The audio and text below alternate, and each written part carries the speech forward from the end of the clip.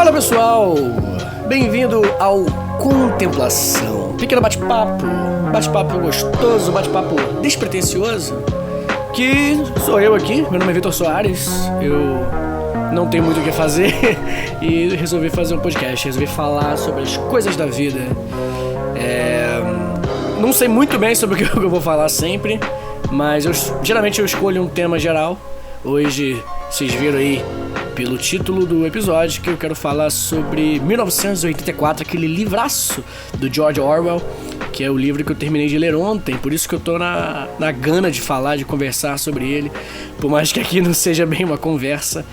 É uma forma de organizar os pensamentos. Na verdade, esse podcast Contemplação nasceu, né, está nascendo agora com esse intuito de poder simplesmente falar de assuntos que eu quero falar. A realidade é essa, eu não tenho...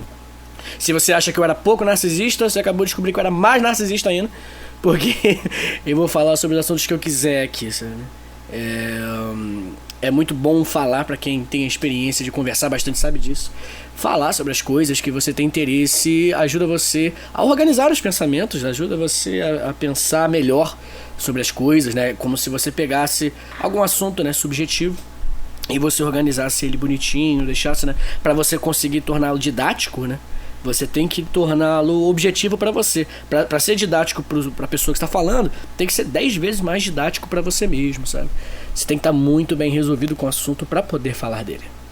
E, bem, como eu falei, eu vou conversar hoje aqui, nesse monólogo muito estranho, quase terapêutico aqui, sobre 1984. Eu terminei de ler esse livro ontem e esse livro é muito maneiro. Porque o George Orwell, quando ele escreve esse livro, ele resumidamente está falando sobre sistemas, né, sobre partidos, sobre governos totalitários. E no início, né, a galera que é mais da esquerda olha, ele tá falando do nazismo, do fascismo, e a galera que é mais à direita fala, ele tá falando do comunismo soviético, de stalinismo, e na real ele tá falando de todos, né, dos dois. Não dá pra você entender claramente qual é a ideologia do partido que deu o golpe. Inclusive é muito legal que o nome do partido é Partido, sabe, com P maiúsculo, assim, é um nome próprio, ele não dá nenhuma outra identidade, né. Eu acho muito maneiro isso, ele deixou ambíguo mesmo, né, para não tentar trazer essa discussão ideológica. Ele só tá falando que os partidos, eles podem se tornar, enfim, né, muito grandes, muito poderosos, e podem sim tomar um país inteiro. No caso, né, inclusive vai ter muito spoiler sobre 1984 aqui. Se você tá lendo, planeja ler, melhor não ouvir esse episódio. É legal você pegar a experiência por você mesmo. Mas se você não liga pra isso, né, tudo bem, ouve aí comigo, bater esse papo gostoso. Eu tava falando que 1984 ele fala sobre todos os partidos em geral, ele fala sobre totalitarismo, independentemente de ser de esquerda ou de direita, o que é legal, é uma forma, não é pagar de isentão, tá ligado? Nem eu, muito menos George Orwell querendo pagar de isentão, mas é uma forma da gente, né, se preocupar, né? A gente tem essa ânsia, essa necessidade de sempre procurar uma solução estatal para as coisas, né? Confiar em governo demais também, né? Não tem como confiar muito. Governo é complicado, governo é foda. Governo, os caras estão lá e os caras são foda. A mão que esmaga o trabalhador é a mão do capital, isso é óbvio, mas ele também é esmagado pela mão do Estado às vezes. Tanto porque, sendo um pouco anarquista aqui, se Bakunin me permite, o Estado, ele é exatamente uma forma de manter o poder do capital, da burguesia. Mas eu não vou entrar por esse lado não, eu vou seguir o isentonismo, essa palavra nem existe, do George Orwell, e eu vou falar só sobre 1984. A coisa mais importante que, na minha opinião, o George Orwell deixou claro é uma discussão que vai além da discussão do partido em si, né? O protagonista Winston, acho que é Winston Smith, se eu não me engano, ele meio que a história sobre, né, a vida dele, né, ele dentro de Oceânia, que dá pra você entender que Oceânia era a antiga Inglaterra, só que Oceânia é tipo a Inglaterra e pegou a América inteira e, né, o Oceano Atlântico ali tudo também. Se eu não me engano, ele pegou ou ia pegar parte da África, enfim. Sei que tipo a Oceânia é um puta estadão, tá ligado? São 3 grandes estados, que é Eurásia, que é, né, resumidamente a parte da Europa ali, a Oceânia, que é isso que eu falei, que por mais que a Inglaterra fique na Europa, a Oceânia, a Inglaterra não faz parte da Eurásia, faz parte da Oceânia. E depois você tem a Lestásia, que eu sei que é mais pro Oriente, né? Pega a China, pega Japão também. Enfim, são esses 3 super estados que dominam o mundo inteiro, né? E o livro fala sobre isso, né? Fala sobre a relação, né, do estado, só que não entre si, né? Os estados, sabe, a Eurásia versus a Lestásia versus a Oceânia, eles estão em guerra, os 3 estão em guerra, mas a guerra em si, foda-se, na real. Eu achei isso muito maneiro. O que importa mesmo para o livro é a visão de uma pessoa que não consegue engolir, né, o partido e as coisas que estão ali, né? O Winston Smith, que é o protagonista, ele é muito frustrado com o partido, o que o partido está fazendo, né? Ele não pode... Ele tem que sempre manifestar um cara, sabe, ortodoxo, extremamente seguidor, que respeita 100% do partido. E tem um lance que eu acho que é o principal, que é o lance da fala. No livro, o partido está criando uma nova língua que eles chamam de nova fala. Eu li em português. E a nova fala, ela é uma nova linguagem, né? Um novo idioma que tá nascendo. E é uma parada muito doida, tá ligado? Porque esse novo idioma, ele, de certa forma, como é que eu posso explicar? Ele tem a intenção de diminuir as palavras. Olha que foda. Diminuir as palavras da velha fala. A velha fala é o inglês, né? Ele quer diminuir a quantidade de palavras, porque ele quer diminuir a possibilidade das pessoas de entender, de pensar, de chegar em conclusões que, utilizando as palavras velhas, eles conseguiriam. Eu não fui muito claro, mas tipo assim, como é que você fala de saudade, por exemplo, se essa palavra não existe? Sabe? É claro que você sente a saudade, mas se a palavra saudade não existisse, como é que você falaria sobre ela? O amor, sabe? Amor é uma palavra super subjetiva. Se não existisse amor, a palavra amor, como é que você falaria sobre isso? E é essa a intenção da nova fala, né? O partido cria essa nova língua para poder justamente dificultar, olha que foda, dificultar o pensamento criativo, o pensamento artístico, o pensamento crítico mesmo, dos cidadãos da Oceânia, né? Que é o país deles. E eles vão falando, né? No próprio livro ele chega e fala, tipo assim, não, a intenção da nova fala é a gente ir lentamente acabando com algumas palavras, né? Ele até dá um exemplo muito maneiro, que é tipo assim, que ele fala, por exemplo, os hebreus, tem uma parte específica, eu não vou dar spoilers específicos, mas tem a parte que um cara fala assim, os hebreus antigamente, eles, por exemplo, eles não chegavam e falaram que, tipo, as religiões que não eram cristãs, não era tipo a religião egípcia, né, do panteão grego. Ele não especificou os deuses, né, as religiões que não eram cristãs. Eles chamaram tudo de deuses falsos ou deuses pagãos. Por quê, né, cara? Por que o cristianismo chamou tudo pagão? Juntou todas as religiões, tá ligado? Algumas que, porra, eram o extremo oposto da outra, lá no Oriente Médio, e falou, tudo isso aí é paganismo, é tudo religião pagã. Por que ele fez isso? E aí a ideia era, se o cristianismo, né, tivesse dado nomes para cada um das religiões, dos deuses, aumentaria a chance dos seguidores cristãos, né, se interessarem sobre o assunto e entenderem sobre as especificidades, né? Entendeu? Tipo, e aí qual que é o lance?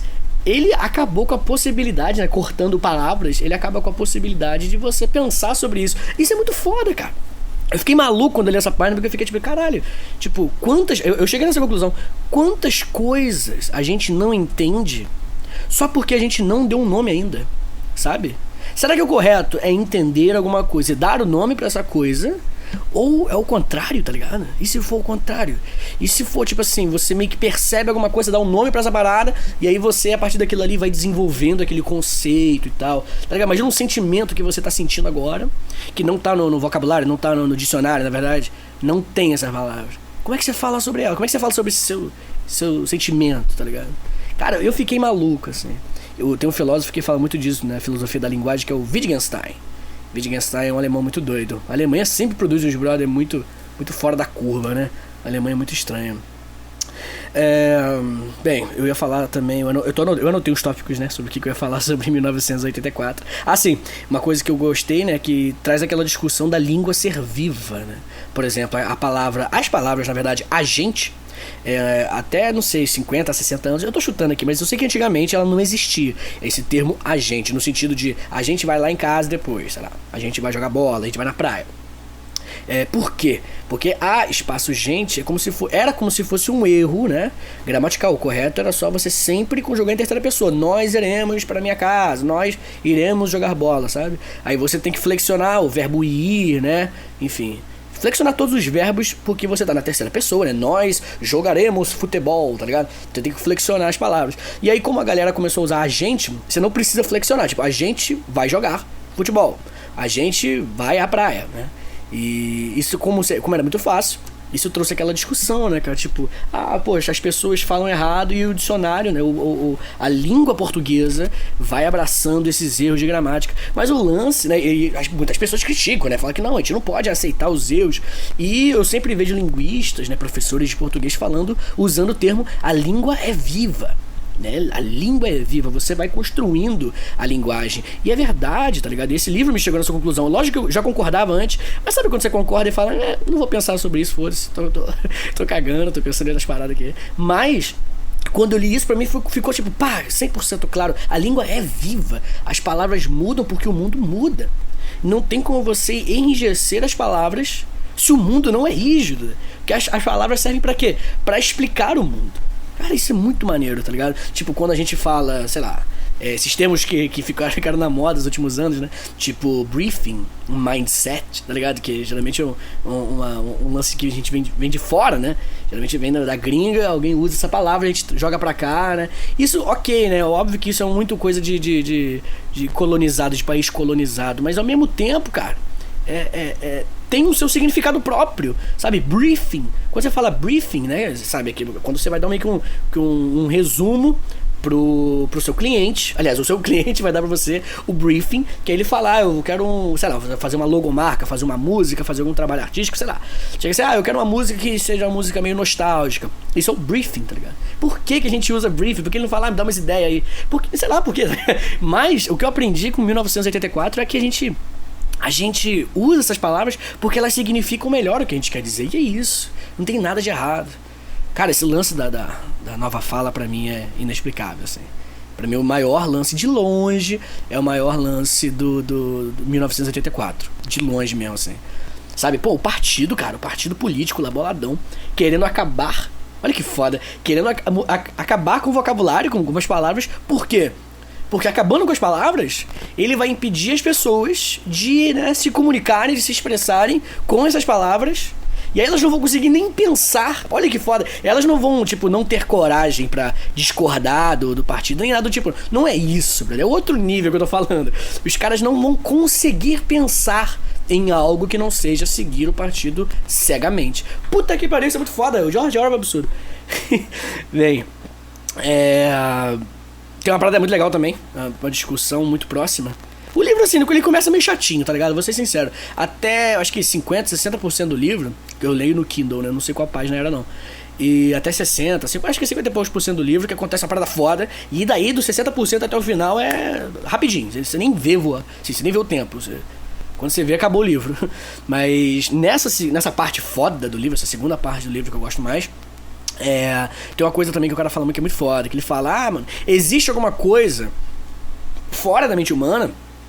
Aí o protagonista fala assim, se a humanidade, se os seres humanos acabarem hoje, você vai ter, as estrelas, né, os planetas, o universo vai estar lá. E aí o cara fala, como é que você sabe disso? Não, eu sei porque eu vejo, você vê. Aí o cara fala, você vê na mente humana, a sua mente está interpretando aquilo. Tudo que acontece em volta da gente não são as coisas como elas são, e sim a nossa mente humana interpretando as coisas. É impossível, isso é muito legal, isso é bem Nietzsche também. Nietzsche que fala que é impossível a gente até acha engraçado, né? Como é que a gente pode criticar, no caso do Nietzsche, o Nietzsche critica isso, né? Que ele fala, como é que você pode criticar o cérebro humano usando um cérebro humano? Como é que você pode criticar as limitações humanas se você é limitado para criticar? E aí o livro mostra muito sobre isso, né? Que tipo, os planetas, o universo, a natureza, tudo isso que a gente enxerga também tem muito da gente pra enxergar. Então a questão do livro, uma hora que o cara chega que os caras são bem, tipo, são bem ortodoxos, né? são bem xiitas, os caras são seguidores do partido 100%. E o cara fala, existe alguma coisa além da mente humana? Ele pergunta pro protagonista. E eles constroem muito bem esse diálogo, tá, gente? É que eu me expresso feito, sei lá, uma pedra. Foi mal. Mas a construção desse diálogo é muito interessante. E aí o cara chega nessa conclusão, tipo assim, porra, não sei se existe alguma coisa fora da mente humana, porque eu tô dentro da mente humana, não tem como eu sair da mente humana, olhar pras coisas e falar, realmente existem coisas fora da mente humana. Aí depois ele volta da mente humana e fala, tinha. Não tem como você fazer isso. Então, o que o cara falou? Se você controla a mente humana, se o partido controla a mente humana, né? E aí ele tem milhões de formas, desde tortura, né? Essa questão da linguagem que eu conversei nos últimos minutos agora. Se você controla essas paradas, brother, você controla a realidade. Olha que foda. Se você controla o ser humano, se você controla a mente humana, você controla a realidade. Porque não existe, comprovadamente, uma realidade, ou pelo menos não existe uma realidade relevante pra nós fora da mente humana. Cara, meu irmão, eu achei muito foda. Tem um lance que eu achei meio ruim, assim, né? Vou ser sincero, que eu acho que não quero criticar George Orwell, porque, né, afinal, quem sou eu? Mas tem um lance romântico no meio ali, que assim, nada contra, eu acho legal bagulhos românticos, mas eu senti que ele meio que colocou com aquele intuito de, né, tipo assim, geralmente todo mundo, pra galera se interessar por histórias, a galera tem que, né, essa questão romântica, né, um casal contra o partido é uma coisa que agrada muita gente, né. Então, sei lá, pra mim, o George Orwell, ele deu uma viajada. Não precisava, tá ligado? O livro é suficientemente bom sem esse lance do casal. Mas, enfim, o livro é muito foda. O Winston é um personagem que a gente se identifica bastante, porque ele é bem fracão, ele é bem zoado. É muito foda, né? Porque começa pela perspectiva do Winston, né? E esse personagem, ele é membro do partido, só que ele é um membro meio que baixo do partido. Isso aconteceu muito na União Soviética também. Tipo, tinham muitos membros do partido, se eu não me engano, em 70 e pouco, eu não sei. Eu sei que no ápice da União Soviética, você tinha 30% da população soviética, quase que 30% pelo menos, dentro do partido bolchevique, tá ligado? E aí todo mundo pensava, porra, são 30% de pessoas no topo da sociedade, super bem assim. Não, cara, na verdade é que existe o núcleo do partido. Esse sim tinha privilégios. E você tem os membros do partido, que assim, são pessoas que estão bem, mas nada demais. E no 1984 você tem isso também. Você tem... Desculpa, dei uma rotada aqui. Inclusive, vamos tomar um café juntos aqui. Uma experiência que eu fiquei pensando. Eu tô aqui com o meu copinho de cafezinho, bonitinho. Deve estar já tá meio gelado. E no 3 eu vou tomar. Você toma comigo, tá? Vou contar até 3. E aí você dá um sip. Demorou? Vai lá. 1, 2, 3 e... Eu fiz um barulho pra você ouvir eu bebendo junto, tá? Não é porque eu faço esse barulho zoado toda vez que eu bebo, não. Mas enfim, que eu tava falando dos partidos, né? Aliás, do partido e dos segmentos do partido. Você tem o núcleo do partido, no 1984, assim como você tinha na União Soviética. E você tem, né, a parte mais... Eu esqueci o nome, mas a parte mais genérica do partido, né? Tem um nome lá que eles dão pro livro, é muito foda. E abaixo deles você tem os proletas. Olha que foda. Que são os trabalhadores urbanos no foda-se. A galera que não tem a menor noção do que tá acontecendo na Oceânia. Assim. Os caras tão só lá, tá ligado? Estão só lá curtindo, estão só lá falando. E, enfim, isso é muito foda também. Eles respeitam essa divisão histórica pra caramba. Eles não, é só o George Orwell que escreveu. É quase como se ele meio que tivesse projetado se o partido bolchevique tivesse virado um partidão, ou se o partido fascista ou nazista tivesse dominado o mundo, virado um partidão, ou pelo menos dominado trocentos estados, trocentos países, e virado esses super estados aí, como a Oceânia ou os outros super estados. Eu acho que é basicamente isso que eu tinha pra falar com vocês, gente. Eu acho que é isso mesmo. Eu recomendo muito a leitura de 1984. Eu acho que todo mundo precisa olhar para esses regimes totalitários e aprender alguma coisa, porque, como eu falei, primeiro que o nosso governo ele é um proto-fascistão, tá ligado? Nosso governo aí com esse presidente bosta aí que a gente tem é um governo que se amarra numa bota. Se amarra numa bota. Inclusive tem uma frase de 1984 que eu não esqueço. Até postei no meu Instagram, que é esse personagem discutindo com o Winston, falando: se você quer ter uma visão do que é o futuro, imagine uma bota esmagando uma cabeça humana para sempre. Cara, isso é muito foda. O livro é muito triste, cara. O final é uma merda. Assim, não é uma merda de ruim, mas é muito triste mesmo, assim. O final é triste pra caralho, assim. Não vou dar spoiler do final, não. Eu dei meio que semi-spoilers aqui. Então, se você ainda tem interesse pra ler esse livro, porra, leia. Vale muito a pena mesmo. Eu baixei piratão naquele... Esqueci o programinho, o site, na verdade, que você usa pra baixar, mas eu baixei no Kindle, tá ligado? Gente, é isso. Foi o primeiro teste aqui do Contemplação. E no Contemplação, na próxima vez, eu não vou ter regra pra lançar episódio, mas no próximo episódio vou trocar uma ideia sobre outras coisas, tentar falar um pouco de cultura pop, falar um pouquinho sobre minha vida pessoal, porque sim, tá ligado? Como eu falei, eu sou narcisista pra caralho mesmo. Vou falar sobre o que der na telha, tá bom? Muito obrigado por terem ouvido até aqui. Nos vemos no próximo episódio de Contemplação.